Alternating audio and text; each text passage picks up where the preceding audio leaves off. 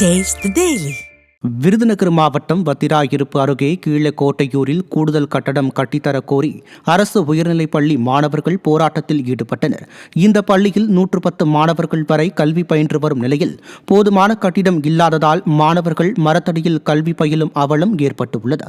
இதுகுறித்து அதிகாரிகளிடம் பலமுறை வலியுறுத்தியும் எந்த நடவடிக்கையும் எடுக்கவில்லை என்று பெற்றோர் புகார் தெரிவித்தனர். இந்நிலையில் விடியா ஸ்டாலின் அரசின் அலட்சியத்தை கண்டித்து போராட்டத்தில் ஈடுபட்ட மாணவர்களுடன் பெற்றோர்களும் கிராம மக்களும் இணைந்து பள்ளி கல்வித்துறை அதிகாரிகளுக்கு எதிராக முழக்கங்களை எழுப்பினர்.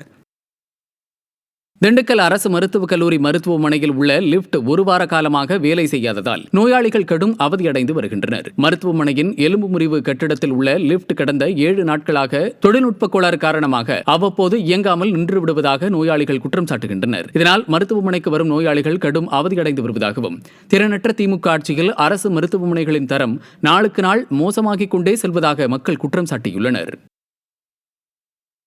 திண்டுக்கல் மாவட்டம் கொடைக்கானல் மலைப்பகுதியில் கடந்த சில நாட்களாக வானில் அதிக சத்தத்துடன் வட்டமிட்டு வரும் ஜெட் விமானத்தால் பொதுமக்கள் அச்சம் அடைந்துள்ளனர்.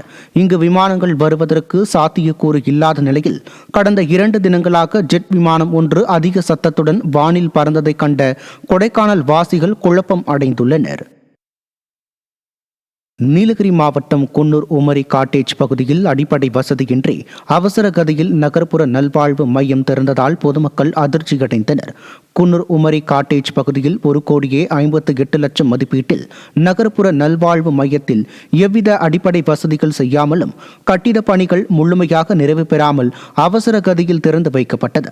விடியா ஸ்டாலின் அரசு எவ்வித அடிப்படை வசதியின்றி நகர்ப்புற நல்வாழ்வு மையத்தை திறந்து பொதுமக்களின் உயிரோடு விளையாடுவதாக அப்பகுதி மக்கள் வேதனை தெரிவித்துள்ளனர்.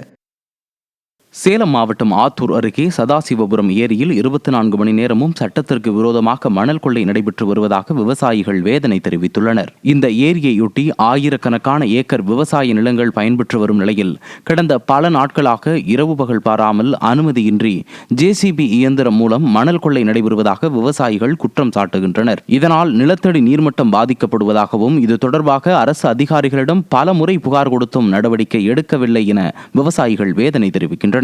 விடியா திமுக ஆட்சியில் இயற்கை வளங்களை சமூக விரோதிகள் துணிந்தே கொள்ளையடித்து வருவதாக குற்றச்சாட்டு எழுந்துள்ளது.